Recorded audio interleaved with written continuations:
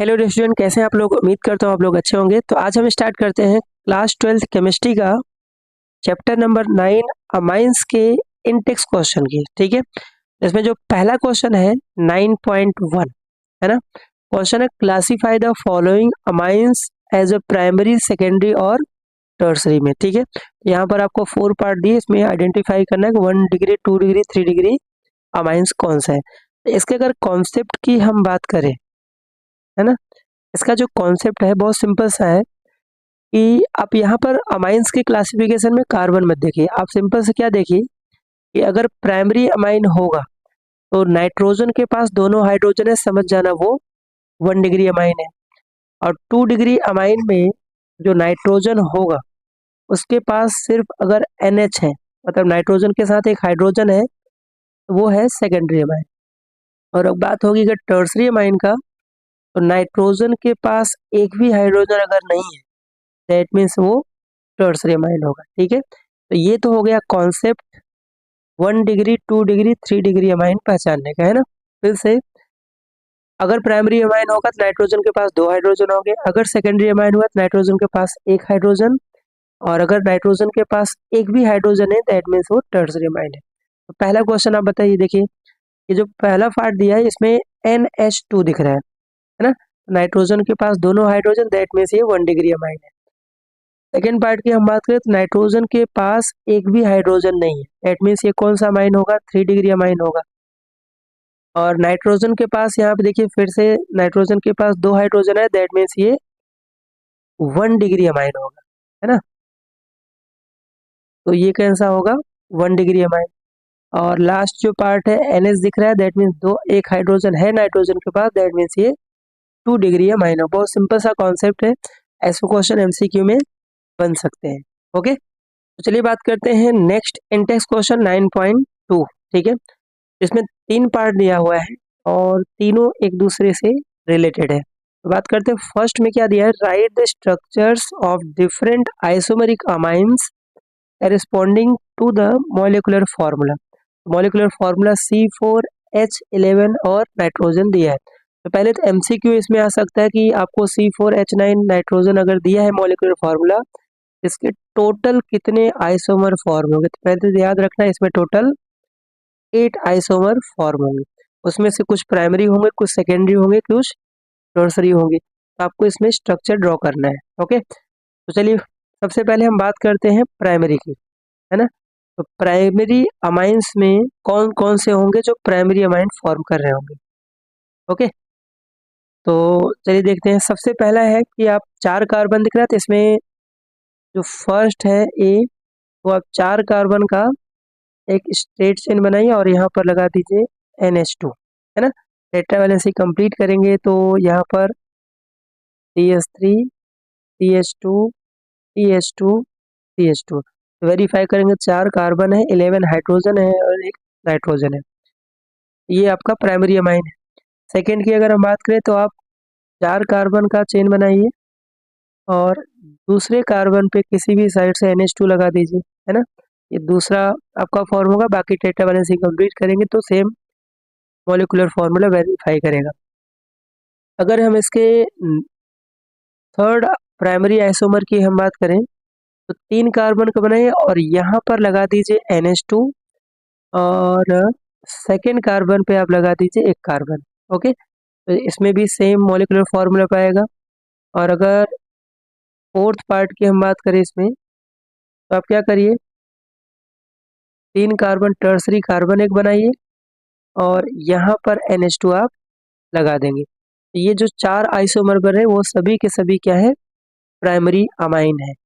कैसे हमने डिसाइड किया, देखिए अभी अभी हमने कौन सा NH2 सब में आ रहा है ना।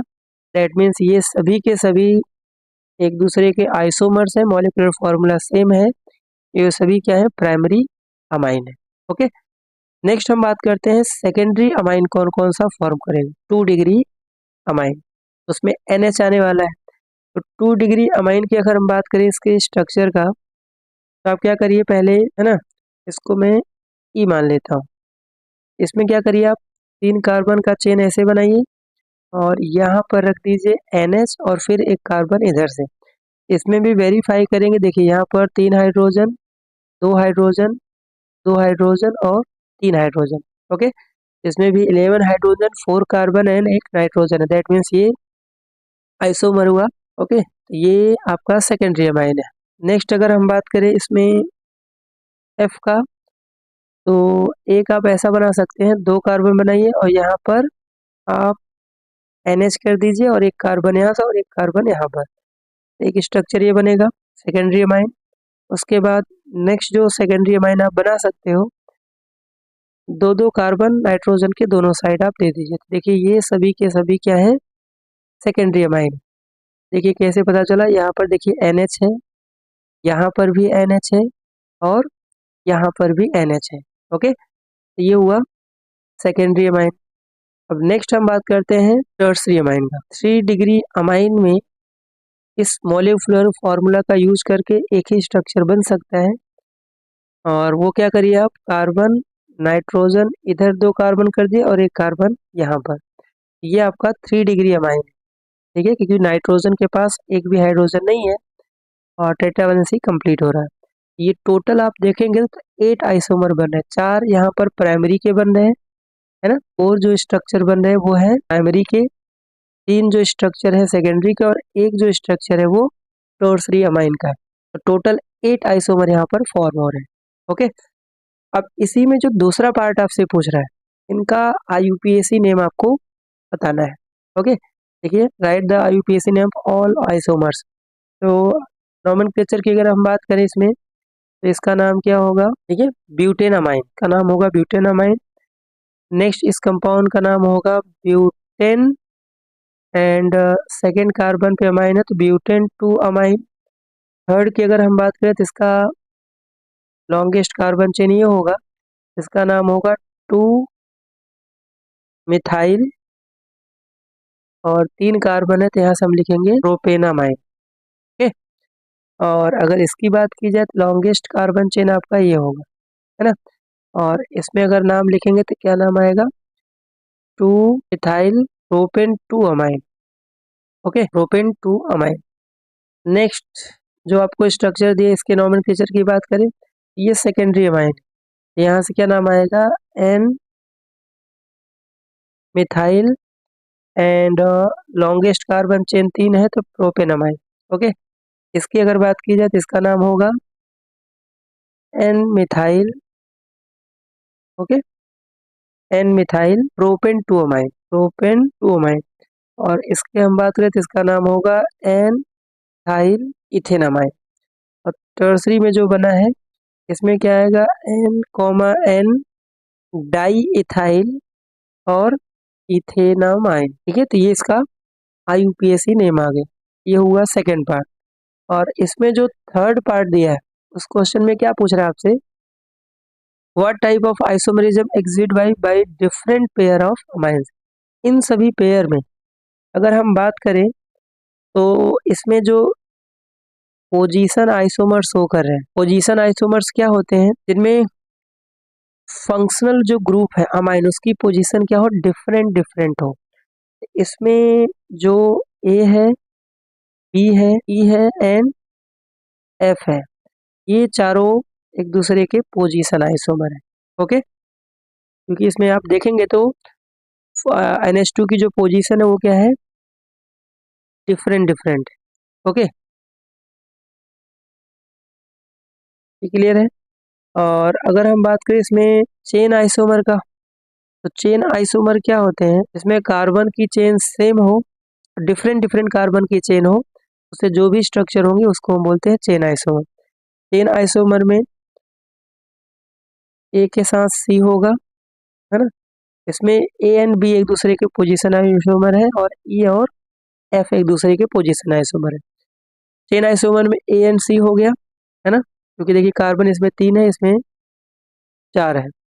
इसके अलावा B एंड D एक दूसरे के चेन आइसोमर है। इसके अलावा A एंड D एक दूसरे के चेन आइसोमर है। और अगर मेटामर की बात करें, मेटामर क्या होता है, जिसमें फंक्शनल ग्रुप के दोनों साइड, बाई फंक्शनल ग्रुप के दोनों साइड अलग अलग कार्बन चेन है। तो ऐसा जो आपको इसमें दिख रहा है एक तो होगा ई एंड जी, ये एक दूसरे के मेटामर है। देखिए ई में यहाँ पर 3 कार्बन, यहाँ पर 1 कार्बन, और जी में अगर हम बात करें 2 कार्बन है। इसके अलावा एफ और जी, ये पेयर्स जो है एक दूसरे के मेटामर है। ठीक है, तो यही क्वेश्चन इसमें पूछ रहा था। अच्छा क्वेश्चन है, इसमें एमसीक्यू या फिर थ्योरेटिकल कैसे भी क्वेश्चन बनने के चांस है, ये भी क्वेश्चन आप बना के जाइएगा। तो चलिए बात करते हैं नेक्स्ट इंटेक्स क्वेश्चन 9.3 के, और ये कन्वर्जन है, हाउ विल यू कन्वर्ट। ये कन्वर्जन थोड़ा सा टफ होता है क्योंकि इसमें ओवरऑल चैप्टर आपको क्लियर होना चाहिए। एटलीस्ट जितने एनसीईआरटी में कन्वर्जन दिए हैं वो क्वेश्चन तो आपको बना के बोर्ड में जाना चाहिए। ठीक है, तो चलिए देखते हैं पहला जो पार्ट है, इसमें क्या बोला, बेंजीन टू एनिलीन। बेंजीन से हमें एनिलीन बनाना होगा। तो एनिलीन का मतलब क्या है, अमाइन, है ना। तो हमें अमाइंस के जो 6 मेथड है वो माइंड में आपको लाना चाहिए। तो बेंजीन को अगर हमने नाइट्रोबेंजीन बना दिया और फिर उसका रिडक्शन करा देंगे तो आपको एनिलीन मिल जाएगा, है ना। तो बेंजीन का स्ट्रक्चर आप सबको पता है ना, ये है बेंजीन। सबसे पहला काम इसका आप नाइट्रेशन करा दीजिए। ओके, तो नाइट्रेशन में रिएजेंट क्या होता है, कंसंट्रेटेड HNO3 और उसके साथ कंसंट्रेटेड H2SO4 होता है। इसको बोलते हैं क्या, नाइट्रेशन। ओके, तो नाइट्रेशन पूरी केमिस्ट्री में कहीं भी पढ़ेंगे तो कंसंट्रेटेड HNO3 और कंसंट्रेटेड H2SO4। यहाँ से जो बेंजीन है वो कन्वर्ट हो जाएगा इसमें नाइट्रोबेंजीन में। ठीक है, इसका नाम क्या है, नाइट्रोबेंजीन। अब हमें क्या करना है, बेंजीन को रिड्यूस करना है NH2 में। तो सिंपल सा आपने पहला ही मेथड पढ़ा होगा, आयरन या फिर टिन और HCl के साथ इसका रिडक्शन करा देंगे। तो ये जो NO2 ग्रुप है वो पूरा का पूरा रिड्यूस होके कन्वर्ट हो जाएगा इसमें NH2 में। और ये जो कंपाउंड है इसका नाम क्या है, एनिलीन, या फिर इसको अमाइन बेंजीन भी बोल सकते हैं। ये कन्वर्जन है, इजी है। पहले ये बेंजीन को नाइट्रोबेंजीन बाय नाइट्रेशन प्रोसेस से, उसके बाद रिडक्शन करा दीजिए रिड्यूसिंग एजेंट की वजह से, तो आपको प्रोडक्ट मिल जाएगा। ओके, चलिए इसका जो सेकेंड पार्ट है उसको डिस्कस करते हैं। तो सेकेंड पार्ट में यहाँ पर जो आपको दिया हुआ है, benzene to N N dimethyl aniline. Okay, benzene अपना जो स्टार्टिंग रिएक्टेंट है वो है बेंजीन। तो चलिए हमने बेंजीन बना लिया। तो इसमें क्या करिए, बेंजीन को पहले आप एनिलीन में कन्वर्ट करेंगे, है ना। उसके बाद एनिलीन से दोनों हाइड्रोजन हमें निकालना है क्योंकि N N dimethyl aniline है। तो सेम जैसे हमने ऊपर किया था सेम चीज यहाँ पर, इसका आप नाइट्रेशन करा दे देंगे।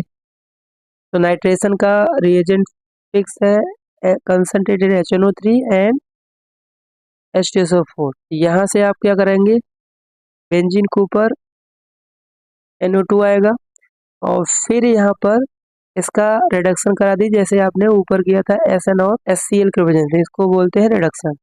तो ये जो कंपाउंड है कन्वर्ट हो जाएगा किसमें, एनिलीन में। ठीक है, तो जैसे आपने किया था सेम यहाँ पर किया। अब उसके बाद हमें क्या करना है, अब हमें यहाँ पर क्या करना है, 2 मोल, क्योंकि मिथाइल ग्रुप चाहिए यहाँ पर, क्या है एन एन डाई मिथाइल। तो 2 मोल मिथाइल आयोडाइड के साथ रिएक्शन करा दीजिए, इसको हीट करेंगे। ये क्या करेगा, ये एनिलीन के पास जो दोनों हाइड्रोजन है उसको सब्स्टिट्यूट करेगा। ओके, और इस नाइट्रोजन के पास दोनों मिथाइल आ जाएंगे, CH3 और CH3। अगर मान लीजिए एन एन डाई इथाइल होता तो यहाँ पर 2 मोल इथाइल आयोडाइड के साथ रिएक्शन कराएंगे। इसी कंपाउंड का नाम है N, डाई मिथाइल एनिलीन। ठीक है, ये इसका कन्वर्जन का स्टेप हो गया। ओके, चलिए नेक्स्ट इसका जो थर्ड पार्ट है उस पे डिस्कस करते हैं। यहाँ से जो कंपाउंड आपको दिया हुआ है वो है 1,6 डाई क्लोरोहेक्सेन, क्योंकि देखिए CH2 यहाँ पर कितना है, इस कंपाउंड का नाम क्या है, 1,4 डाई क्लोरोब्यूटेन। तो हमें क्या करना है, पहले Cl को कोई 2 कार्बन बढ़ाना है, इस Cl को क्या करना है, Cn में कन्वर्ट करना है। ओके, तो इसको क्या करें, अपने इंटेक्स में भी ऐसा क्वेश्चन होगा, तो अगर हमने इसको